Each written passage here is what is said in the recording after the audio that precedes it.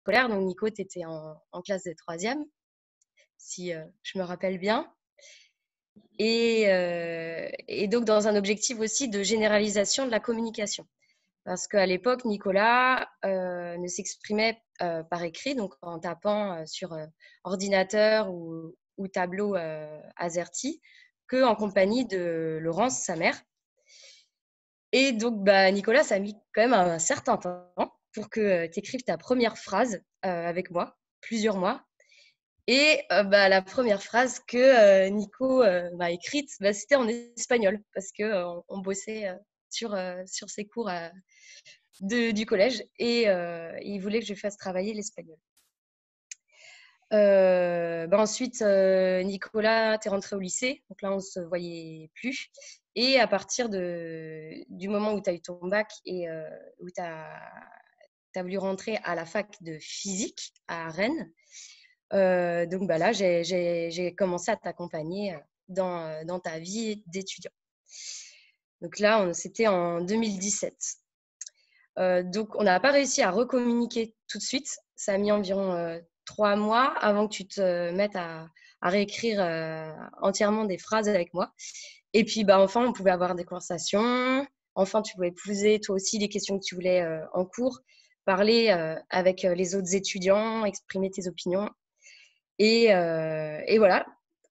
Donc, maintenant, on ne s'est pas vus tous les deux depuis le mois de décembre parce que je suis partie 3 mois en Inde. Et puis, boum, au moment où je reviens en Inde, confinement. Donc on n'a pas pu se revoir. Alors aujourd'hui, on interagit par la webcam. Donc, moi, ce que j'aimerais bien, Nicolas, c'est que tu me dises s'il y a des moments tu n'es pas d'accord avec moi. Voilà. En tout cas, vous pouvez poser vos questions à la fois à Nicolas et à la fois à moi. On sera ravis d'y répondre. Je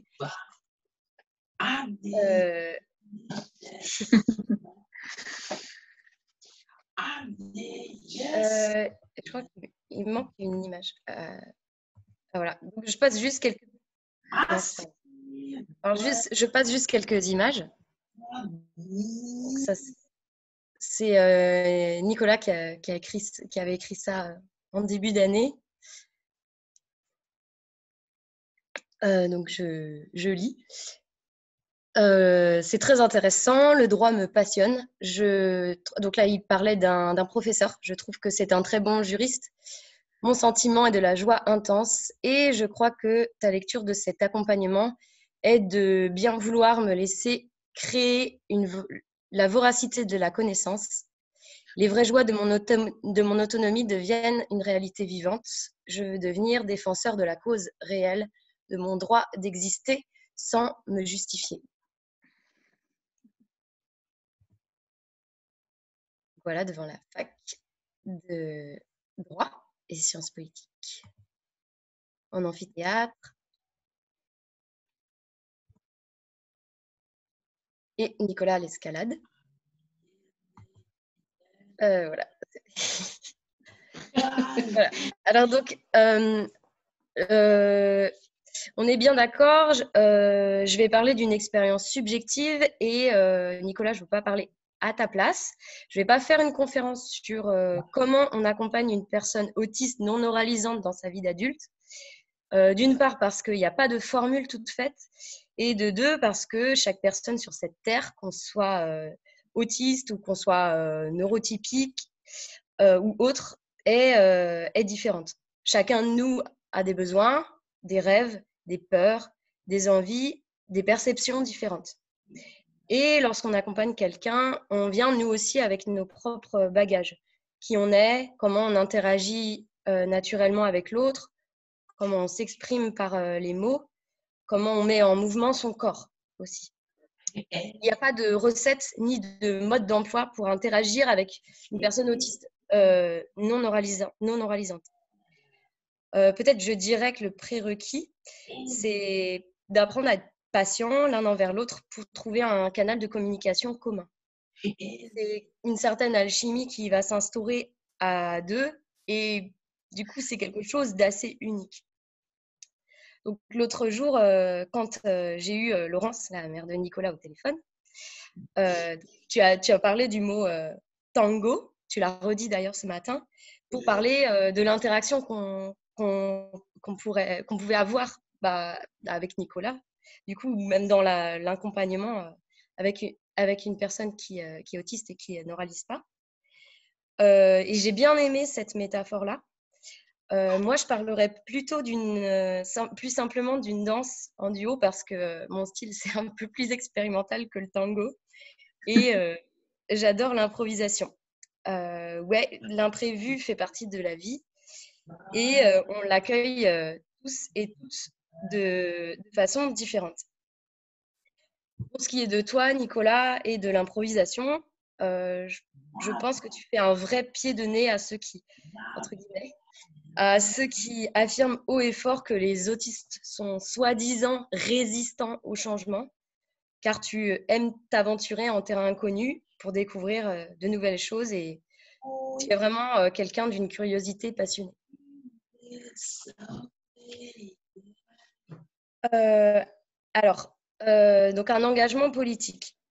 Pour moi, accompagner Nicolas dans son quotidien, dans sa vie de jeune adulte, en études supérieures, c'est une merveilleuse aventure humaine, mais c'est aussi un combat politique. Parce que Nicolas, tu es quelqu'un qui t'engage pour tes droits et pour le droit des personnes autistes avec la clé, avec aussi pour le droit des personnes handicapées avec ENIL, donc European Network for Independent Living, pour ceux qui ne connaissent pas, le réseau européen pour la vie autonome.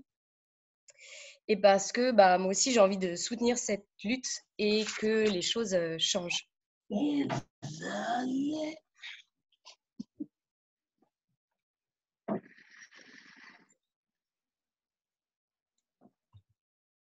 Alors, je passe quelques petites photos. Donc là, c'était cette année à Bruxelles avec justement ENIL, une manifestation dans le quartier européen. Alors, je vais lire à voix haute aussi une phrase que Nicolas avait écrite justement à Bruxelles quand il témoignait avec le groupe de ENIL Youth Network. Donc, on lui demandait s'il voulait parler de la situation en France par rapport au vécu, à son vécu et au vécu de personnes par rapport à l'institution. La fois où je montre ma volonté d'être inclus dans la société et que je fais une demande d'aide, personal assistant, trouver un appartement pour moi, on veut m'envoyer en institution. Les gens pensent que je suis stupide. L'autisme est considéré comme une pathologie en France. Il y a beaucoup à faire pour le combat pour la vie autonome, pour les personnes neurodifférentes et aussi pour les personnes avec un handicap mental.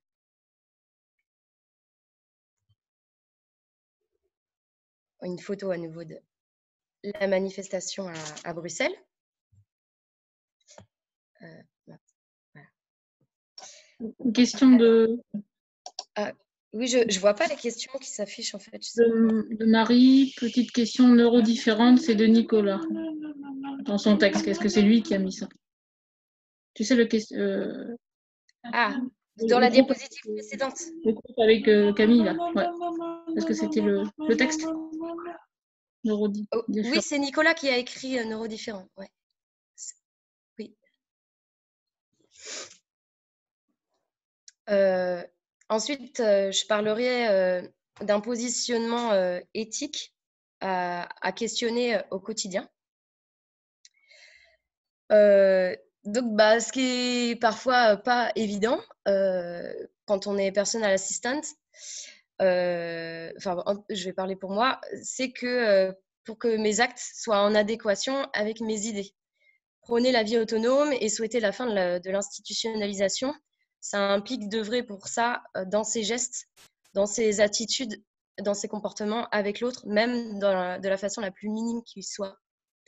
Et c'est pas facile, c'est pas aisé. Ça veut dire faire tout ce qui est en son pouvoir pour que la personne que l'on accompagne fasse ses propres choix et obtienne l'espace dont elle a besoin pour exister pleinement. Et franchement, ça serait quand même, je pense, une illusion de dire que c'est facile. Ça ne l'est pas. Et je suis sûre moi-même d'avoir dérapé un bon nombre de fois. Et pourtant, c'est bien la chose la plus cruciale. Nicolas, c'est toi qui décides pour ta vie, c'est pas moi qui vais décider pour toi. L'aide humaine n'est pas là pour rendre la personne davantage dépendante.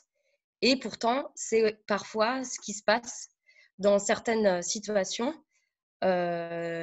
notamment quand on est complètement formaté par le moule de l'institution. Tu veux faire un projet en tant que personne, c'est toi qui l'exprimes, c'est toi qui décides les tenants et les aboutissants. Et ensuite, je parle pour toi, Nicolas. Et ensuite, moi, mon rôle, c'est de t'aider à mettre en place ton projet. Et alors, donc j'ai mis cette petite image d'un dessin que j'ai fait avec une de ses phrases préférées qui dit je suis maître de mon destin, je suis le capitaine de mon âme, qui est un poème qui était le poème préféré de Nelson Mandela, Invictus, qui est une phrase que Nicolas, tu aimes beaucoup. Donc, je pense que c'est très significatif. Comment on fait? Ça ne marche pas. Ah, voilà. Donc, ce positionnement-là, éthique, il pose plusieurs questions. Nicolas et moi, on a tous les deux des modes de fonctionnement différents.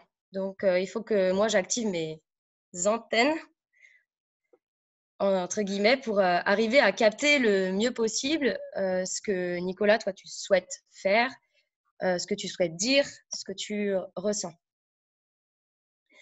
Ensuite, je suis un outil pour toi. Je suis une aide pour te permettre de t'exprimer, d'interagir avec les autres et je ne dois pas prendre de décision à ta place. Mais aussi, néanmoins, je reste moi aussi une personne avec ses opinions, son identité et en toute humilité, j'ai aussi le droit d'exprimer mon avis.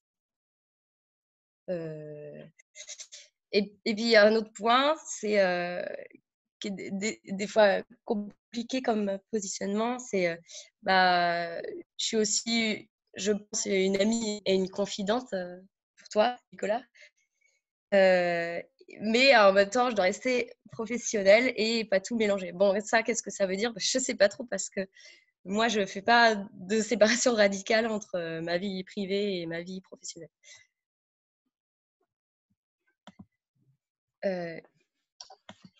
J'arrive pas à passer à la... Ah voilà, mince. Ah, je suis revenue trop en arrière. Ah, voilà. Alors, est-ce que tu as quelque chose à dire, Nicolas, là-dessus?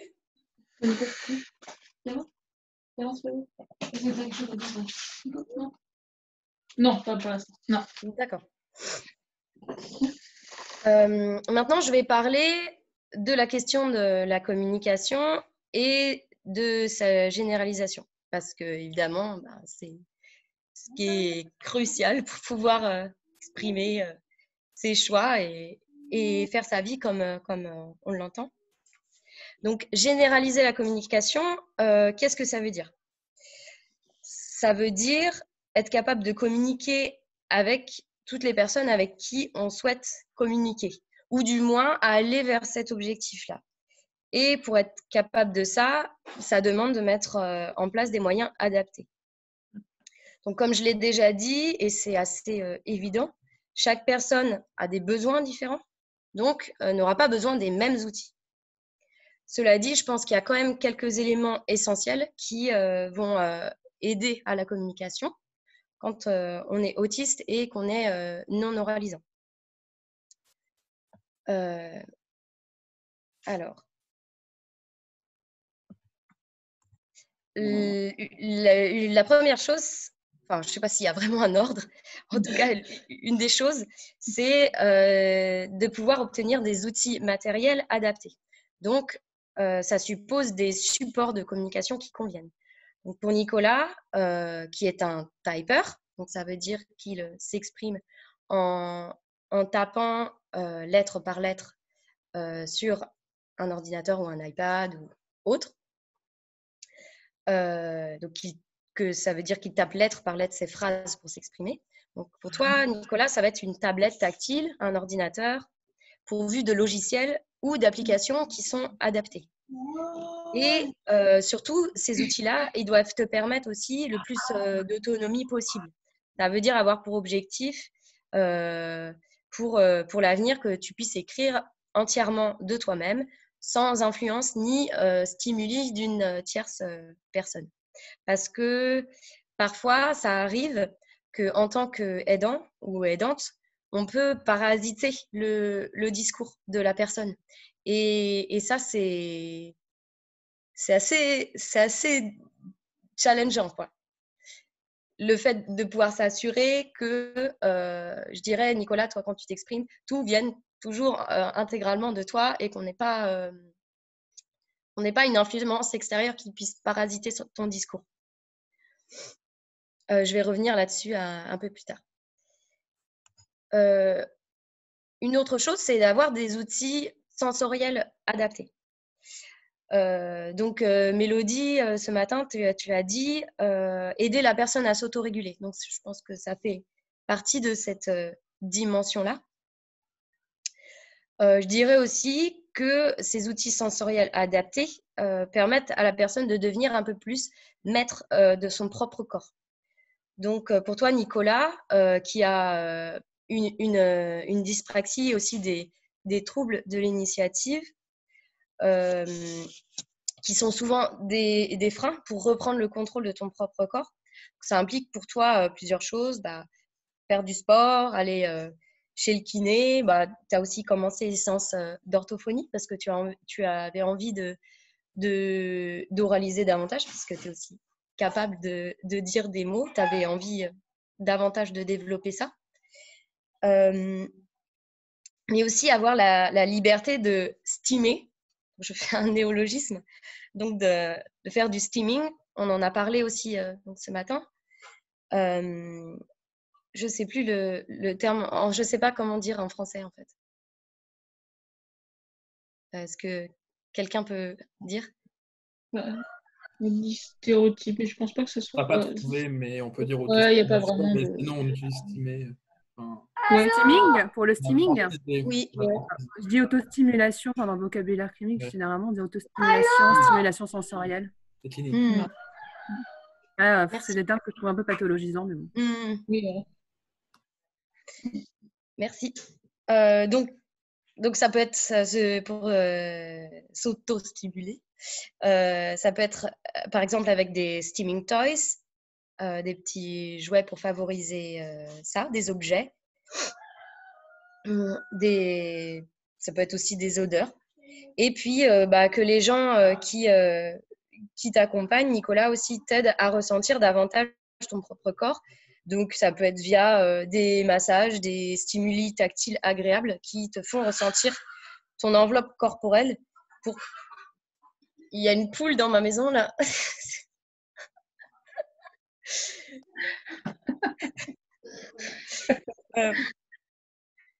Désolée, j'ai décroché.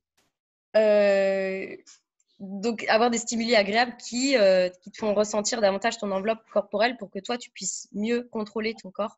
Mais aussi pour se détendre, pour lâcher la pression aussi, parce qu'il y a besoin, on a tous besoin de ça. Avoir des outils sensoriels adaptés, je pense que ça permet aussi de se reconnecter avec soi-même et puis d'être plus serein au quotidien. Ce qui va faire partie des outils sensoriels aussi dans le cadre de la communication. Donc, quand Nicolas, toi, tu vas vouloir interagir avec quelqu'un, ça va être aussi pour nous en tant qu'accompagnateur de te stimuler quand tu dois écrire. Donc, en te donnant un rythme, un genre de tempo pour que tu puisses taper, écrire. Donc, ça veut dire utiliser un stimuli verbal en t'encourageant ou un stimuli sonore, par exemple. C'est hyper important. Des fois, ça peut être aussi saoulant et fatigant. Et ce sont des petits trucs.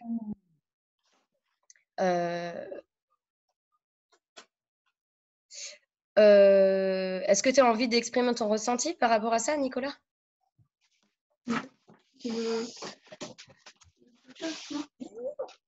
Non, toujours pas. C'est trop. D'accord. Ok, peut-être tout à l'heure. Ouais.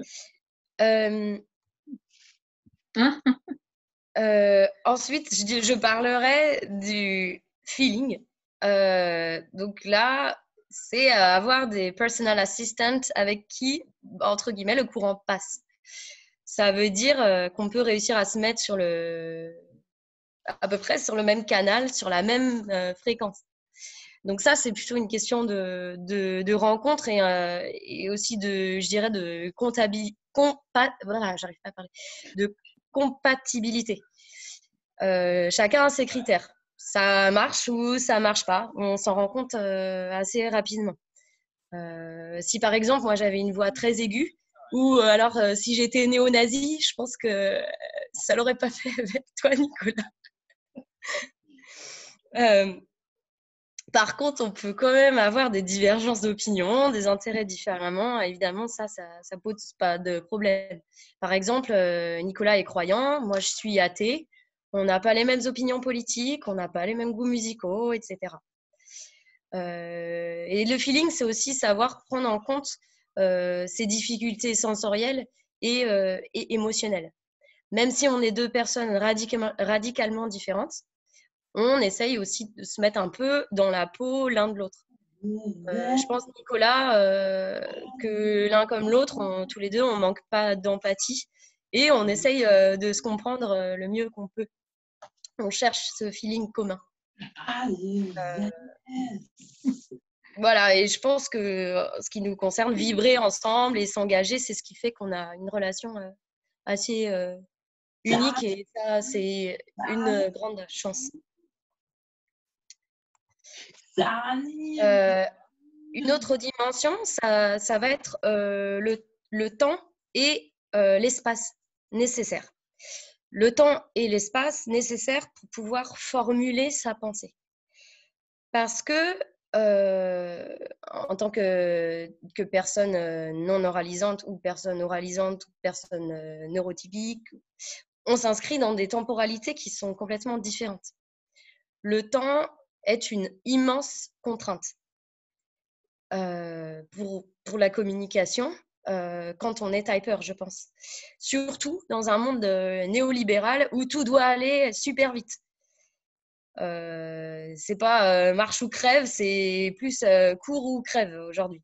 Même si y a de plus en plus de gens qui se rendent compte que c'est finalement en courant qu'on finit par crever plus vite. C'était une parenthèse. Donc, pour nous, les personnes qui oralisons, la parole est presque immédiate. Bien que pas toujours, parce que nous aussi, on peut avoir plein de barrières qui nous empêchent de nous exprimer comme on le souhaiterait. Mais, en comparaison, pour quelqu'un qui est autiste non oralisant, le process de formulation est beaucoup moins direct et prend plus de temps. Vous connaissez sûrement tous et toutes ce sentiment. Vous avez une pensée en tête, vous voulez la formuler, mais le temps que vous puissiez l'écrire, il y en a plus d'une vingtaine qui ont rappliqué dans votre tête et vous ne savez plus du tout comment vous y prendre. Et là, en plus, tout d'un coup, il y a plein d'éléments extérieurs qui interviennent. Par exemple, le chien de votre voisin qui aboie de façon insupportable, un marteau-piqueur juste à côté de votre fenêtre, et ça rend la restitution de votre pensée plus compliquée. Du coup, vous ne savez plus où vous en êtes, vous bafouillez, et puis c'est plus possible d'écrire. C'est difficile d'avoir toutes les conditions optimales pour communiquer. Suffisamment de temps, un espace où on se sente bien, et on est bien souvent obligé de faire avec les conditions du moment. ce qui est très éprouvant. Et donc, le temps, ça veut dire, en tant qu'aide humaine, qui nous inscrivons dans une temporalité différente, ça veut dire qu'on doit faire preuve de patience et d'arriver à comprendre cette notion de temporalité qui est différente et qui a besoin de beaucoup plus de temps. Et ça fait partie aussi des aménagements, avoir plus de temps pour s'exprimer.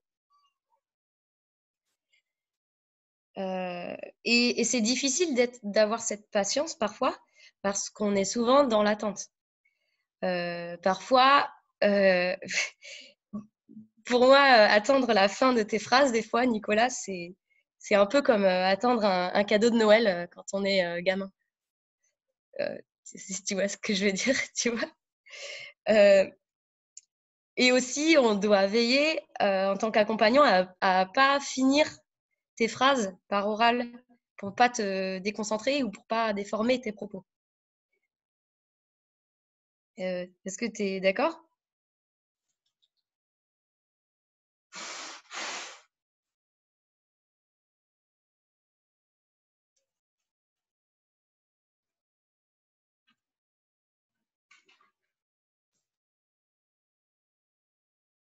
Je crois, Laurence, que tu as coupé ton micro, par contre. Ouais. Bien. Bien. Vas-y, bien. R, E. Vas-y, Nico. U, M. Bien résumé. Bien résumé. Ah, merci.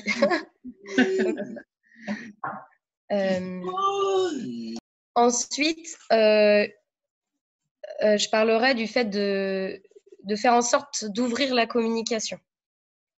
Donc, pour que les autres personnes, en dehors des aides humaines, donc la famille, les amis, les gens que Nicolas, tu vas rencontrer, se sentent aussi capables de communiquer avec toi et que toi, tu te sentes capable de communiquer avec ces autres personnes. Et ce que je pense, c'est qu'il faut toujours continuer d'essayer, même si ça ne marche pas tout de suite, et essayer de s'adapter au maximum. Et ça, c'est super difficile parce que pour Nico, tu me dis si je me trompe, Nicolas, il faut se réadapter à chaque fois que tu communiques avec une personne différente. Ça, tu reprends. Nico. Qui, je, t'es. Vas-y, Nico. Je dois. Vas-y, je dois. T, R, trait. R, E, F, A, I, refaire. L, le, C, H, E, L, I. Je dois très refaire le chemin. C'est comme si tu reprenais du point de départ quand tu communiquais avec une personne différente. Nico, c'est ça. C'est très, c'est ça.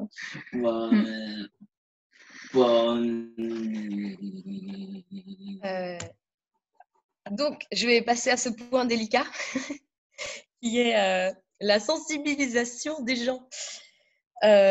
Sensibilisation des gens qui ne connaissent pas votre mode de fonctionnement en tant que personne autiste non oralisante. Et ça, ça fait partie de mon boulot. Mais aussi, ce qui contribue essentiellement à ça, ce sont les associations, les personnes qui rendent public, qui rendent visible le discours des personnes autistes non oralisantes. Et là, il y a un gros boulot à faire.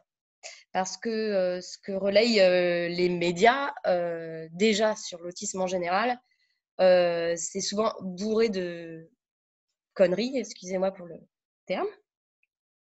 Et voilà, il y a un gros boulot à faire de ce côté-là. Mais parfois, on en a marre d'expliquer parce que, comme dit parfois Nicolas, on a l'impression de toujours devoir se justifier. Comme si on devait avoir une légitimité à exister, quoi, comme si c'était pas là. Mais cette question de sensibilisation, je pense qu'elle est vraiment importante parce que les gens à qui on n'a jamais expliqué ne peuvent difficilement comprendre de même comment est-ce que vous fonctionnez en tant que personne autiste non oralisante. Alors, c'est rigolo parce que parfois, il y a des gens bien intentionnés qui viennent voir Nicolas et qui le regardent d'un air, ou qui me regardent moi d'un air comment on fait Nicolas, mode d'emploi, d'un air un peu paniqué. Et puis ensuite, Nicolas et moi, on explique ensemble. Ou parfois, c'est moi qui vais expliquer sans toi, Nicolas. Parce que parfois, c'est fatigant pour toi de toujours devoir prouver que tu es intelligent, comme tu le dis souvent. Parce que tout de même, ça arrive très fréquemment, Nicolas, que tu te retrouves en face de personnes qui pensent que tu n'es pas capable de penser, que tu n'es pas capable de réfléchir, que tu n'es pas capable d'avoir tes propres opinions. Je pense que tu ne me contrediras pas sur ce point. Nicolas Oui, d'accord. D'accord.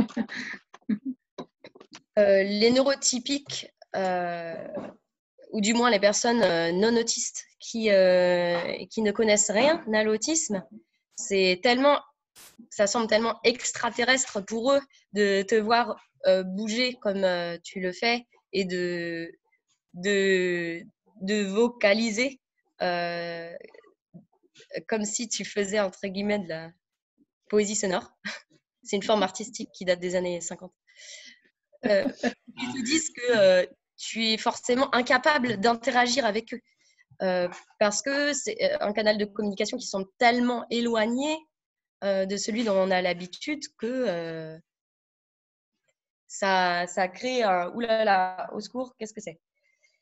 Donc, les gens, ils peuvent avoir peur ou alors ils se mettent à réagir bêtement.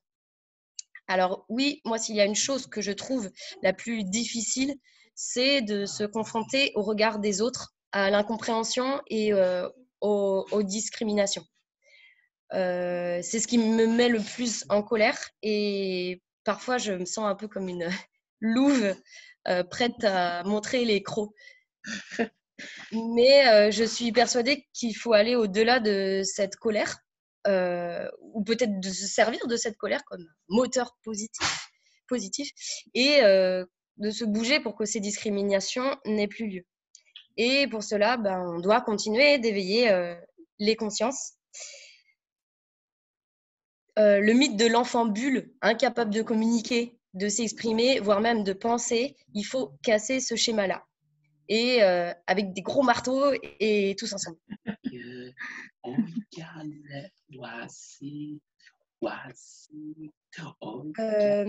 Ensuite, un point que je trouve assez important, donc j'ai écrit « Ce n'est pas parce que je ne te parle pas que je ne veux pas communiquer ».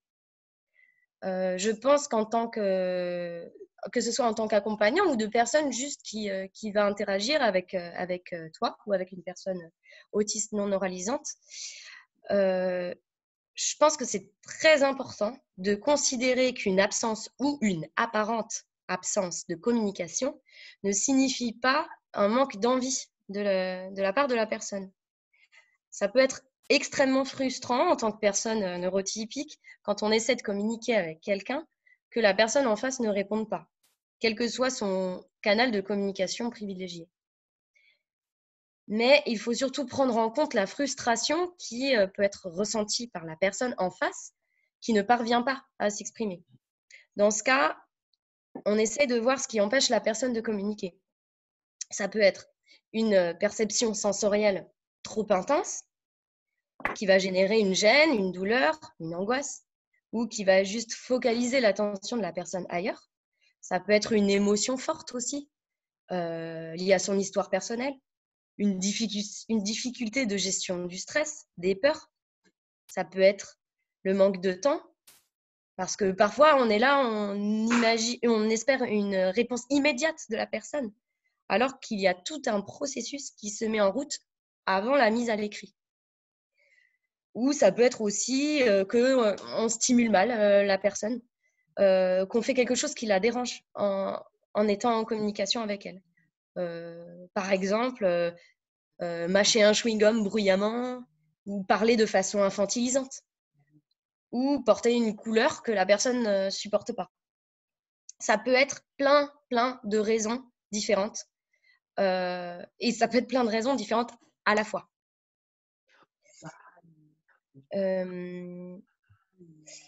Donc, ne pas se dire il ou elle n'a pas envie de communiquer avec moi. Si ça ne marche pas, c'est qu'il y a une raison ou plusieurs raisons. Et c'est tout un travail commun de rassembler les facteurs qui sont propices à un véritable échange. Et puis parfois, c'est vrai qu'on n'a pas envie de parler. Parfois, Nicolas, tu m'écris, je n'ai pas envie de parler. Ou alors, on arrête, je suis fatiguée.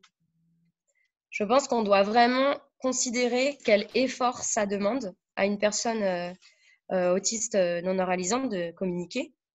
Nous, les neurotypiques, quoi.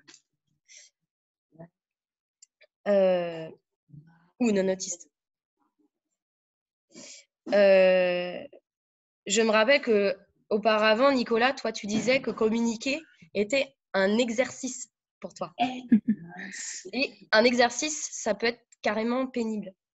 Je vais parler de mon expérience personnelle. Je me rappelle à l'école primaire, en cours de maths, on se faisait interroger sur les tables de multiplication. On devait écrire à toute vitesse sur notre ardoise le résultat de la multiplication. Moi, j'adore les mots, mais j'ai jamais été très copine avec les chiffres. Je suis un peu dyscalculique, d'ailleurs. Du coup, ça me faisait complètement angoisser. Et puis, par la suite, en grandissant, j'ai vu qu'il y avait différentes façons de faire pour comprendre un peu mieux le monde des chiffres. Et que ce n'était pas moi qui étais stupide, mais que la façon dont on m'enseignait les mathématiques n'était pas du tout adaptée à mon mode de fonctionnement. C'était pour faire un petit parallèle, je ne sais pas s'il est pertinent. Si, je pense. Donc, quand je dis que Nicolas et moi, on fait un travail d'équipe, c'est une réalité. Et s'il y a une personne qui fait un boulot de fou pour s'adapter, qui fait un boulot énorme, bah, c'est Nicolas. Hein. Et en plus, lui, contrairement à moi, il n'est pas payé pour le faire. En fait, ce qui m'énerve souvent, c'est toujours ce discours validiste du genre « Oh là là, vous vous occupez d'une personne handicapée, waouh, comme c'est admirable, ça ne doit pas être facile tous les jours, hein, bravo !» Alors moi, à chaque fois, ça m'énerve beaucoup. Et ça me donne un peu envie de répondre écoutez, figurez-vous que la seule chose pour laquelle on pourrait m'applaudir, là, ce serait pour avoir à supporter un discours aussi misérabiliste et dégradant que celui que vous tenez. Les personnes autistes ne sont pas des fardeaux. Et moi, je n'ai pas envie d'être congratulée. J'aime mon métier, je le fais par engagement parce que ça a du sens pour moi et pas par charité puritaine. Et moi aussi, j'ai envie de pisser sur la pitié. Je reprends un terme c'est sur les t-shirts de personnes de l'asso à Enil quand on était à Bruxelles. Peace and pity. Est-ce qu'on réfléchit en tant que personne non autiste à quel point c'est difficile de supporter les comportements des personnes non autistes, neurotypiques à quel point c'est difficile pour les personnes pour les personnes handicapées de supporter les comportements des personnes valides parce qu'il y a une norme écrasante qui s'impose et qu'on est tous censés, selon le système actuel, se mouler aux exigences du communément admis. Et peut-être que je suis un peu utopiste en pensant qu'on peut adapter le monde aux réels besoins de chacun, mais je pense que sans utopie, sans rêve pour une société meilleure, bah, on n'avance pas. J'ai mis cette petite image que j'aime bien. Je vous laisse réfléchir à ça.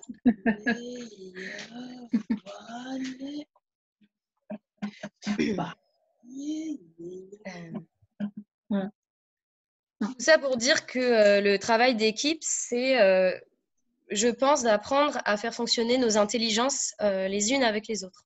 On a tous des intelligences différentes. Je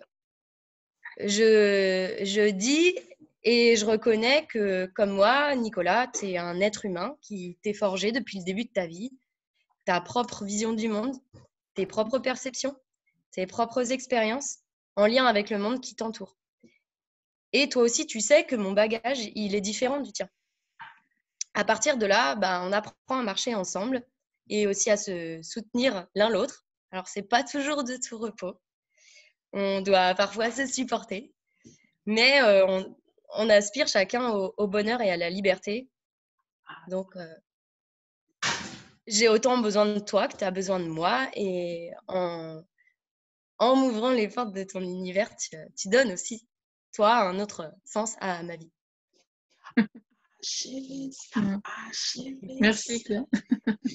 Je vais juste... Ah oui, alors attends. Mince. Donc, Nicolas, avec toi, on se débarrasse des idées reçues. Prenant plaisir à étudier à l'université, je t'ai vu écrire. Je réalise enfin mon rêve, tu as dit.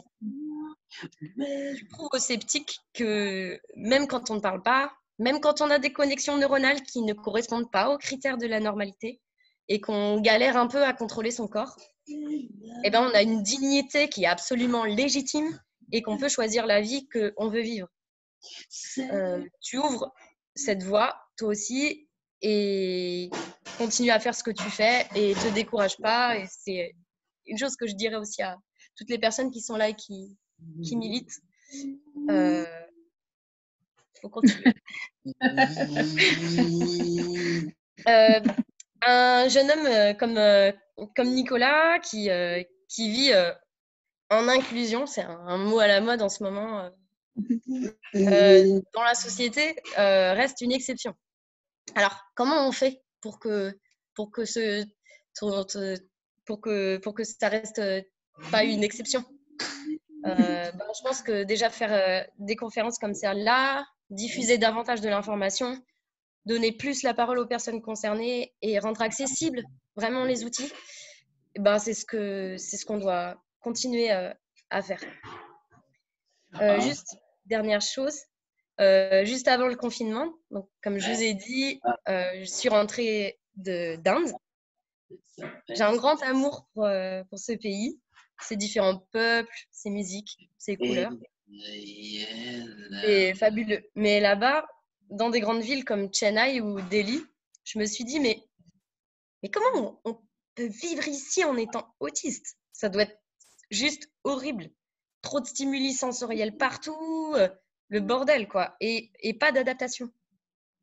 Et puis après, j'ai pensé à toutes ces grandes mégalopoles surpeuplées, à la course folle des humains qui fourmillent parmi les innombrables produits de consommation. Alors, la question que je pose, c'est, à votre avis, comment est-ce qu'on peut adapter cette société capitaliste qui est devenue complètement folle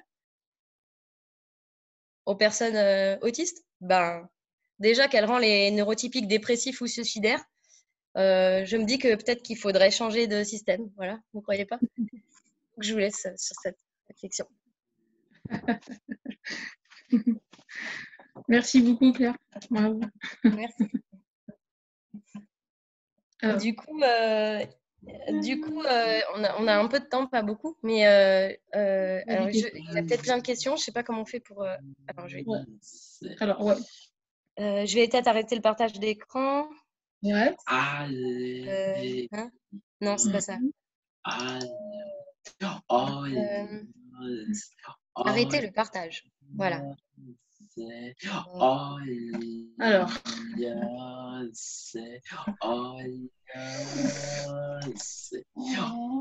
Conversation. Donc, si vous avez des questions à poser à Nicolas, alors, je regarde ou à moi, ou allez-y.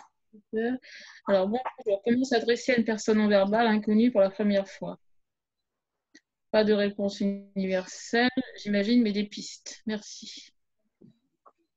Comment on fait pour voir ça? Ah oui, d'accord. Ah oui. Alors, 2h48 PM. alors, Claire, est-ce que tu accompagnes seulement Nicolas ou une autre personne aussi? J'accompagne uniquement Nicolas. Et donc la question c'était comment En ça individualisé, je veux dire, de façon personnelle assistante, j'accompagne uniquement Nicolas. comment s'adresser à une personne non verbale inconnue pour la première fois.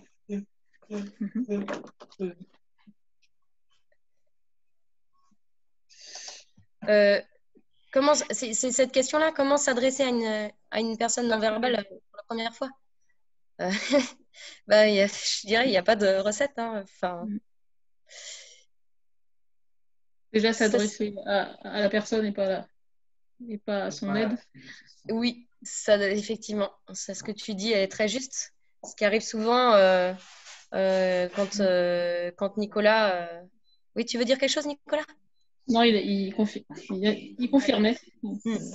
Ce qui arrive souvent, c'est que comme les personnes pensent qu'ils ne peuvent pas avoir accès au mode de fonctionnement de Nicolas, ils s'adressent à moi enfin bref, à la personne qui accompagne Nicolas pour lui poser des questions à lui. Et donc, en parlant de lui à la troisième personne, donc est-ce qu'il blablabla plutôt que de regarder Nicolas et de lui parler directement.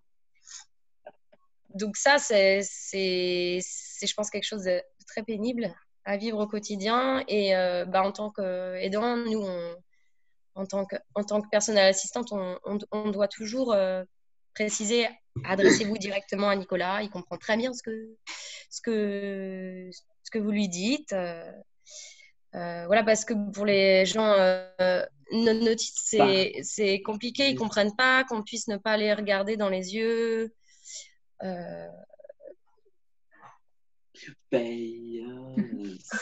Autrement, quelqu'un qui te... Nicolas, as-tu un projet professionnel? Est-ce que tu as un projet professionnel? Qui? Oui. Alors, comment ça marche?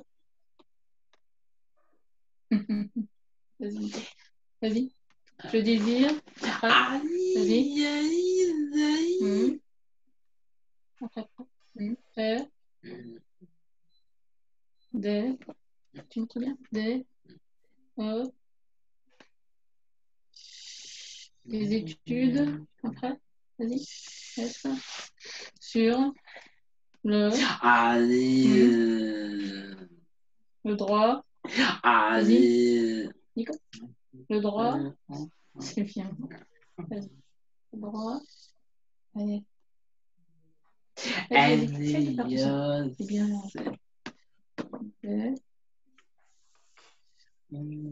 Mais quoi? Le droit, donc je désire faire des études sur le droit des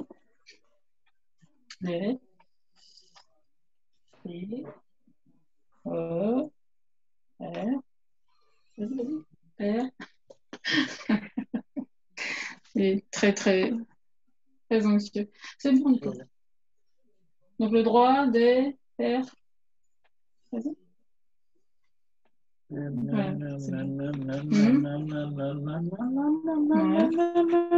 personnes des qui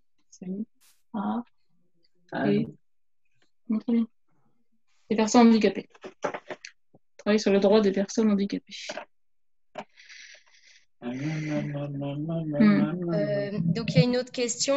Avez-vous une différence dans la communication avec les lettres sans retour vocal et avec un retour vocal dans sa relation, donc de Nicolas, je suppose, avec les autres?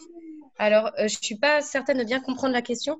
Ce que vous appelez retour vocal, ça veut dire que, par exemple, le logiciel vocalise à notre place?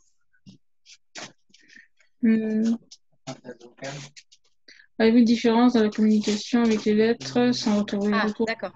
relation avec les autres? Ok. Celle-là, je dirais, c'est à Nicolas de choisir. Parfois, Nicolas va s'exprimer avec son iPad, avec une vocalisation, je dirais, robotique du logiciel. Parfois, parfois, ça va être nous qui lisons ce qu'il écrit. Parfois, juste la personne va regarder ce qu'il a écrit sur l'écran.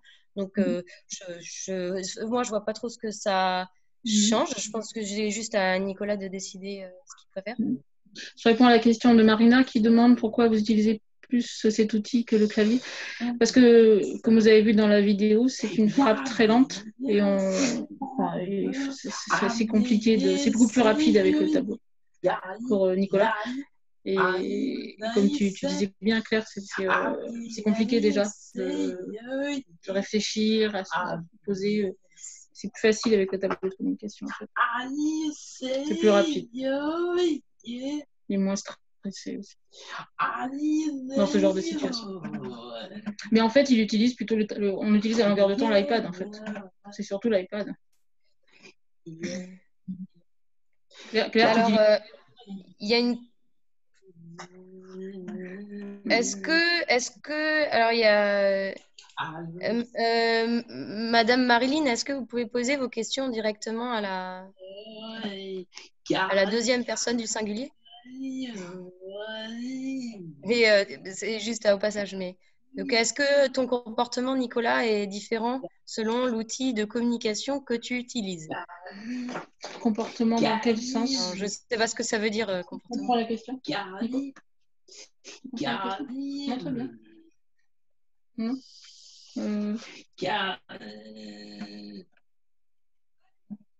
Alors... Nicolas, tu as dit quoi? On ne comprend pas la question. Ah. Alors, c'est...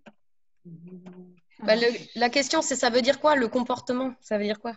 Est-ce que le comportement de Nicolas est différent selon l'outil de communication? Ça veut dire quoi, le comportement? Précisez votre question.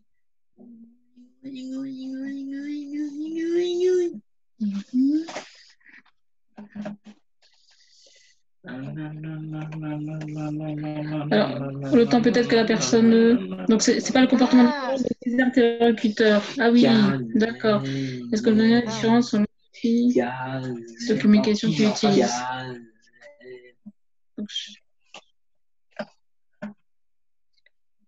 Est-ce que ces interlocuteurs se comportent différemment selon l'outil?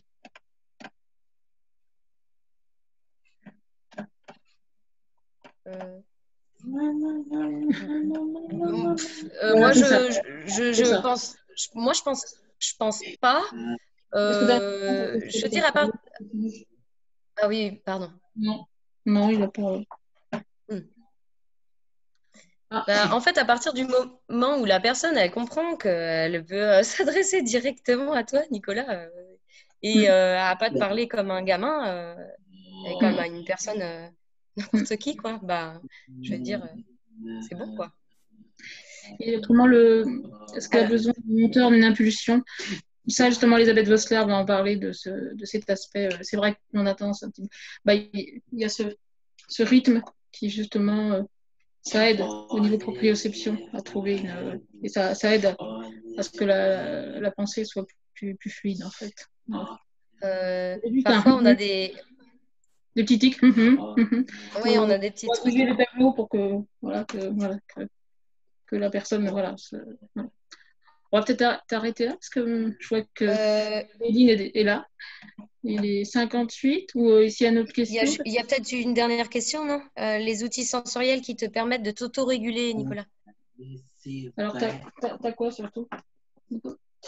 C'est une heure.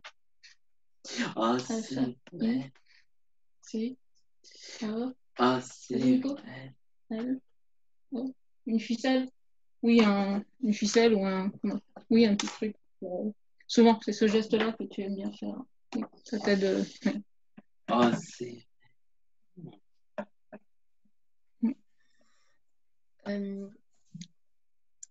Juste pour revenir, on va pouvoir clore là peut-être. Par rapport au rythme et à l'impulsion, je dirais c'est aussi propre à chaque accompagnant. Laurence et moi, on n'a pas exactement les mêmes façons de stimuler, entre guillemets, Nicolas.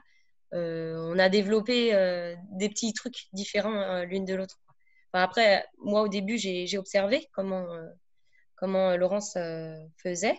Mais c'est pour ça que la généralisation, elle demande du temps parce que on va pas avoir les mêmes comportements gestuels, les mêmes petits euh, tics ou trucs stimulants en fonction de l'accompagnant et de comment ça se passe relationnellement, quoi. C'est vraiment quelque chose à trouver au fur et à mesure et ça met du temps. Après, il y a des petites choses clés qui reviennent.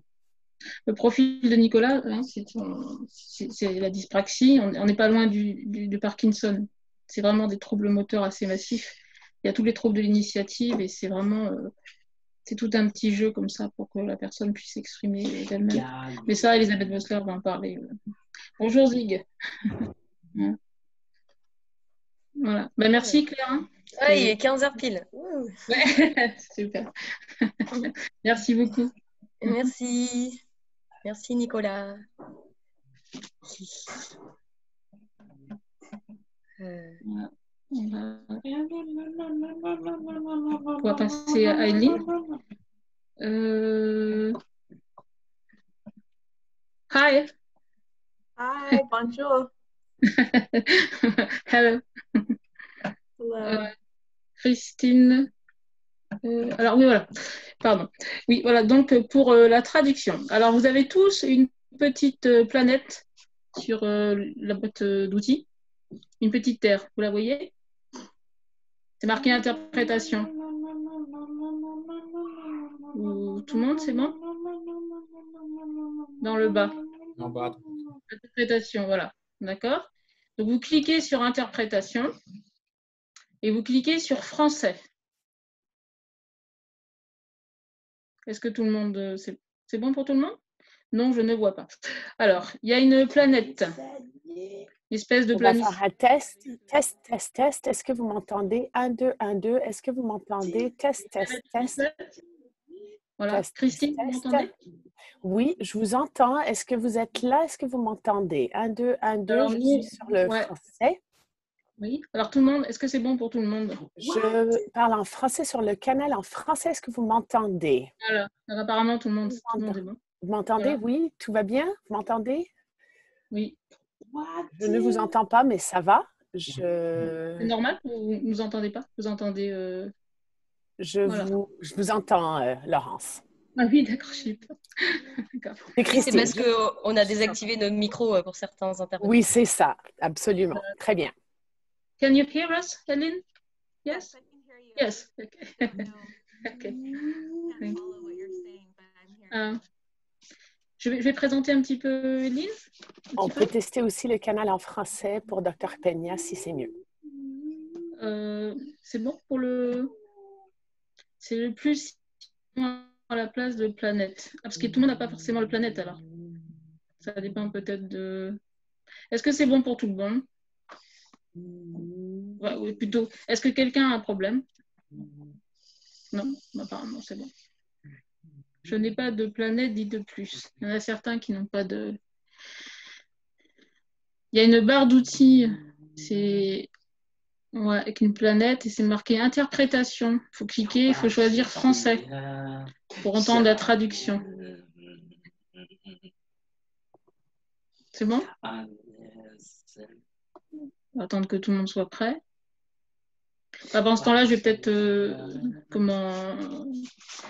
Donc, Eline, elle est directrice du Centre de communication et d'autisme à la California Lutheran University. Et ses recherches portent sur l'inclusion scolaire universitaire des autistes qui n'oralisent pas.